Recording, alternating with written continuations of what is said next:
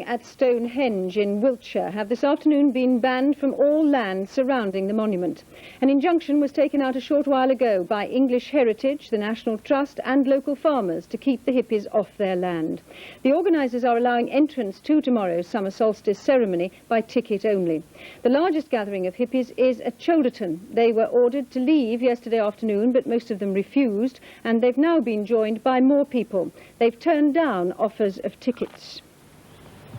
Just a few miles from Stonehenge, the biggest group of hippies near the Wiltshire village of Cholderton has swelled in numbers to about 1,000. They've ignored eviction orders from the police and intend to head for the monument from midnight tonight, mostly on foot. Until now, Wiltshire police have moved on convoys setting up camp on their way to Stonehenge. They haven't ruled out taking action again, but with so many hippies now in one place, they may leave it until tomorrow's sunrise ceremony is over. The situation we're in is that at our discretion, we now can go in there and exercise that eviction. And we would do it at a time when we can mount sufficient resources to do it effectively and efficiently. I think people will make their way up here to Stonehenge. Then if common sense prevails, we'll be doing a ceremony within Stonehenge. And this is what happened last year. I see no reason why it won't happen this year. And then the public will wonder what the annual civil war is all about. Stonehenge is out of bounds for the summer solstice celebrations to anyone without a ticket, issued by the custodians English Heritage. Today, a representative left the biggest hippie encampment, where he'd offered around 500 tickets. There were no takers.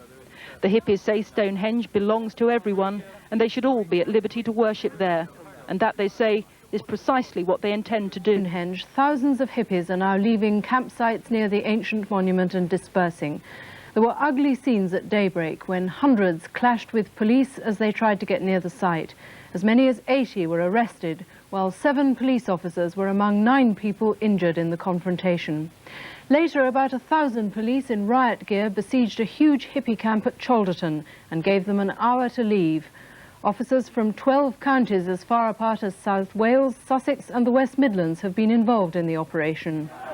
The trouble began an hour before dawn. Hippies broke down barricades and began pelting some of the 1,000 policemen between them and the stones with dirt, bottles and bricks.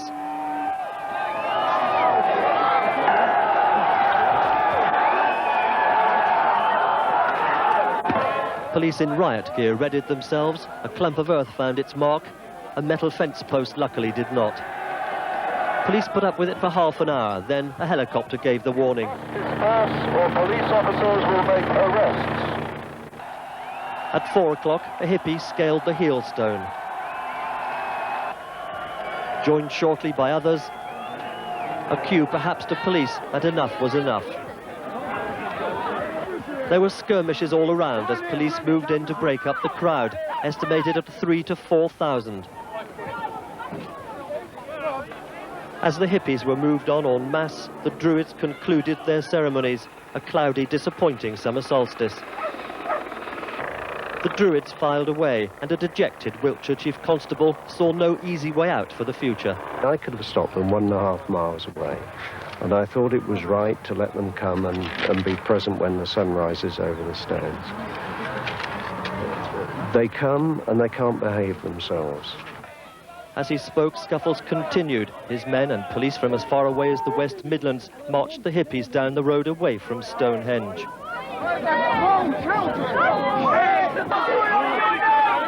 A last few resistors chased across a field, the dawn gone, the battle lost. At mid-morning, imposing numbers of police with shields and batons marched into the last hippie camp in the woods at Cholderton, a few miles from Stonehenge.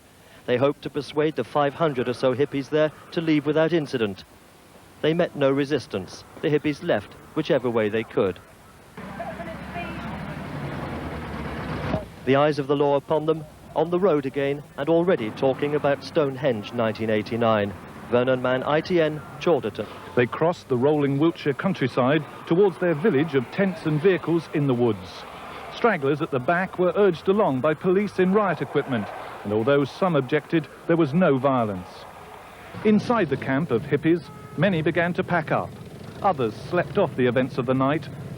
A police helicopter overhead broadcast an order to leave within an hour. Many of the travellers were angry about that, and angry about the violence at Stonehenge.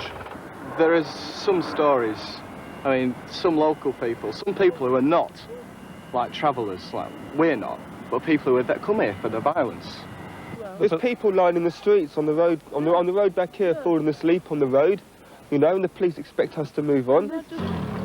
People on foot and in cars began to trickle out of the camp as the deadline approached. There was no violence or confrontation. Some hippies had to push their vehicles. On the hour, policemen in riot gear were marched up to the laneway approach. The trickle of lorries and buses was now a stream. The commanding officer sent in a small group of policemen without their riot gear to encourage those not moving fast enough. In the tight country track, vehicles had difficulty turning round. Are back on the road, heading away from Stonehenge. This morning, just before dawn on this, the longest day of the year, the hippies fought with hundreds of police as Druids celebrated the summer solstice within the ancient Stonehenge monument. The police were there in force, 1,000 men from 17 different forces. The battle with the hippies was at times a violent one. 9 people, 7 of them police, were hurt, and 67 people arrested. This afternoon, as the hippie convoys started to move out of the Wiltshire countryside, local courts began to deal with the overnight arrests.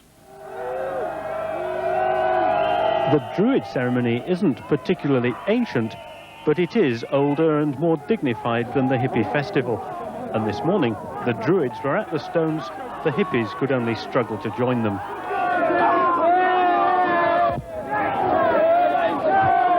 The few peacemakers were brushed aside, but it was a fight the hippies couldn't win, couldn't even have hoped to win.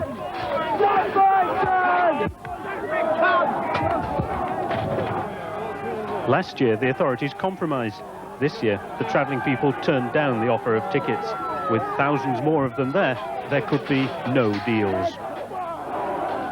The hippies believe, they say, in peaceful coexistence. One or two climbed the ancient heelstone to jeer down at police and Druids alike. Others never made it.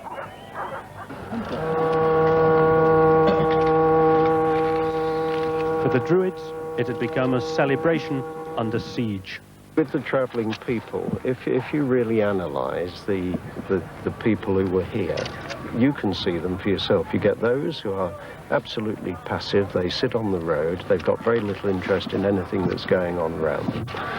And then you've got a sort of middle group who follow like sheep. But in the midst of it, and we've experienced now in the West Country for a number of years, you've got this hardcore of people who are prepared to use violence. This is what's going on in your nose! Shouting at speed, at speed! But faced with determined and disciplined force, even that hardcore melted surlily away. They'd been turned back from the stones.